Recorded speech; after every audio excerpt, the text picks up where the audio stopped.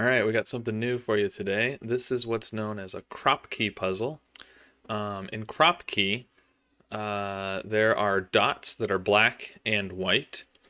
So a black dot would look like that. A white dot like this, and they go on the lines between the cells. And what that means is that a black dot means that the two cells that are connected by that black dot are a ratio of 2, or in other words, one is double the other. So you could have 1 and 2, or you could have 2 and 4, or 3 and 6, something like that. And it could go the other way around, of course. It could be 6 and 3. The order of them is not determined by the dot. The white dot means that they have a difference of 1. So again, you could have a 1 or a 2, you could have a 2 or a 3, and they can go either direction. You can do 3 and 2, and that's the extent of it. So the tips that I have are to look for places where you have dots that interact. For example, let's see if we did difference. If we had a black dot there and a white dot right here. Or let's make it even simpler. Let's say we have 2 white dots in a row. So you know that it's going to be, say, 1, 2, 3, right? Or 2, 3, 4. Or it could be 4, 3, 2. But the point is you're going to have 3 in a row sequentially because you have 2 white dots.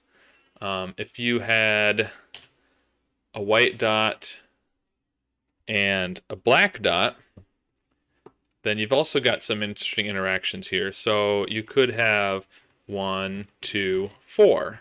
You could have 2, 3, 6.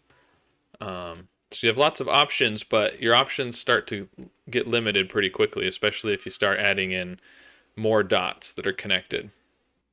And of course, the other tip, like with all the variants, is don't forget about normal Sudoku rules. Sometimes it's easy to focus on, oh, there's a black dot. I bet it could be this, this, this, or that.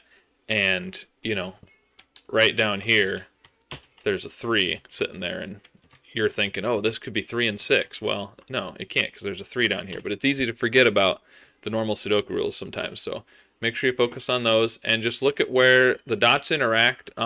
You won't always know which digit is, especially even if you could narrow this down to a 3 and a 6. You're not going to know which one is the 3 and which one is the 6 right away.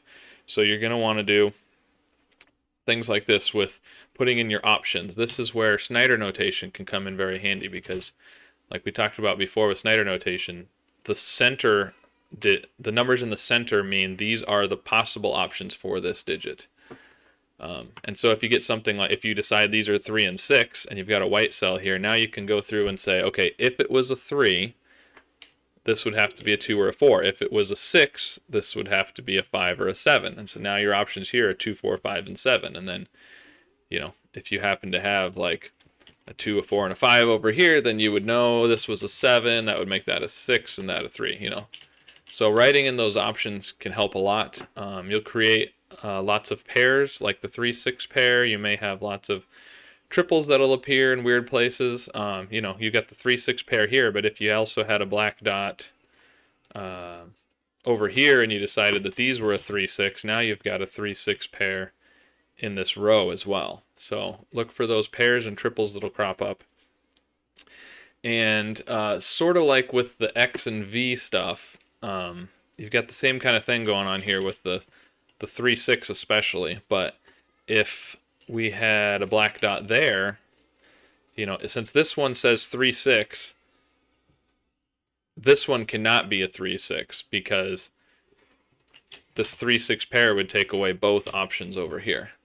So it's kind of like how the V's interacted on the other puzzle. So look out for those things as well, and hopefully you can crack it, and hopefully you enjoy it. The other thing to note is that it is a kropki pairs Sudoku. The distinction there is a kropki would actually have the negative constraint on the both dots. So that would mean that all the black dots and all the white dots possible are given, and that is not the case on this one. It's kropki pairs.